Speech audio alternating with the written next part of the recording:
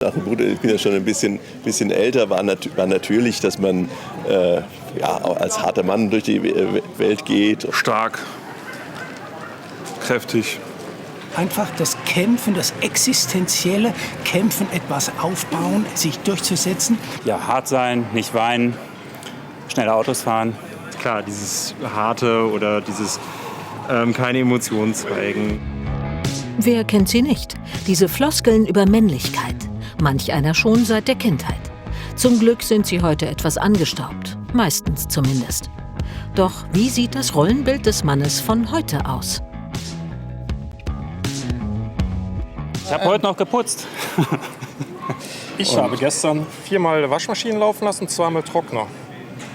Gestaubsaugt und Fenster geputzt. Ich glaube, dass die Männer heute es viel schwieriger haben. Warum? Weil die Frauen ein viel stärkeres gesellschaftliches Bild abgeben. Ich glaube, dass viele Männer einfach unsicher sind in der Hinsicht. Die sind schlicht und einfach verunsichert. Und genau da setzt Michael Engel an.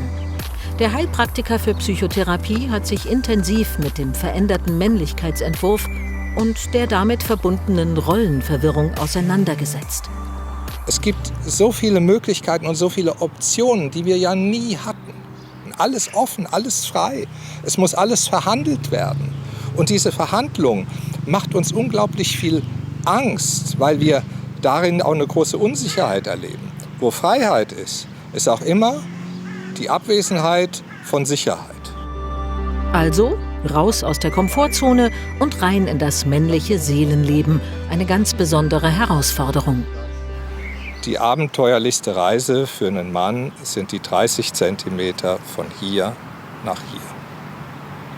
Und einen Mann hier hinzubringen, in diesen Raum und dort drin sich selbst begegnen zu lassen, das ist die Hauptarbeit.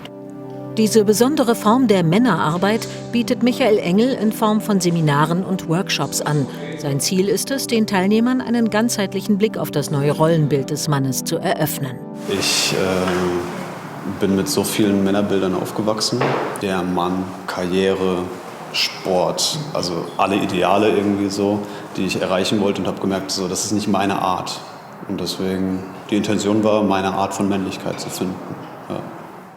Der Kurs beginnt mit Körperarbeit. Dazu stellst du dich ungefähr so schulterbreit hin. Dann lässt du so aus den Knien heraus ein Schütteln entstehen. Das einfach den Körper von oben nach unten bewegt. Arme, Hände. Lässt doch mal den Kopf so ein bisschen frei, dass der auch die Gelegenheit hat, so vor und zurück zu wippen. Nach der Körperübung geht es um die innere Arbeit, den Verstand mit Gefühl zu verbinden. Das Thema heute, das Spannungsfeld zwischen Bindung und Autonomie. In Gruppen darf jeder Teilnehmer seinen persönlichen Bezug zu dieser Thematik erörtern. Austausch inklusive. Johannes darf beginnen.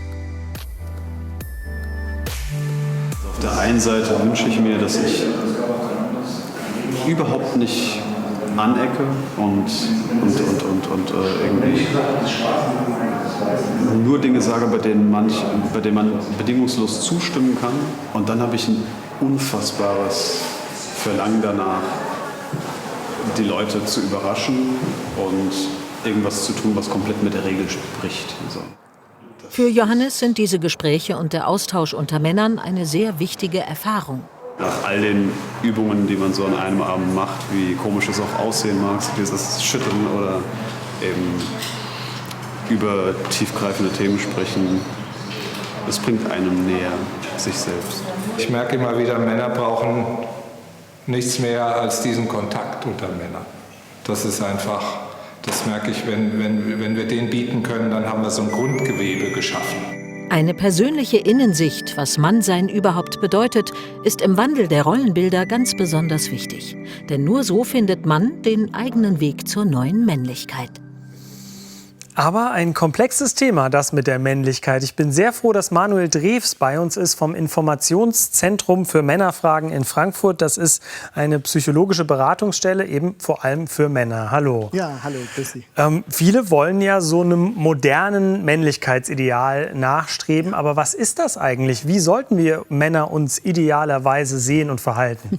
Das ist eine sehr gute Frage, weil vor allem ich glaube nicht, dass man unbedingt ein modernes Bild anstreben muss. Das macht ja auch unglaublich Druck. Oder Idealbilder, fast wie so eine römische Statue, die man dann irgendwie werden muss. Ich glaube, das ist keine gute Idee, sondern so ein bisschen wie in dem Beitrag. Es geht auch darum, für sich einen eigenen Weg zu finden, wie kann ich Mann sein. Ja? Und das kann durchaus auch sein, weichere Anteile von sich zu zeigen, aber auch starke.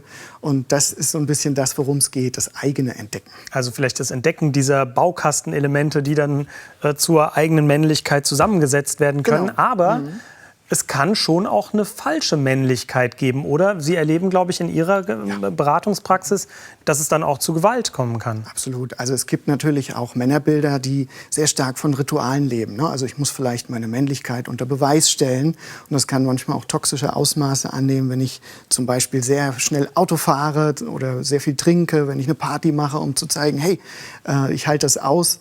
Insbesondere die Idee, Emotionen in sich hineinzufressen, ist ein Riesenthema.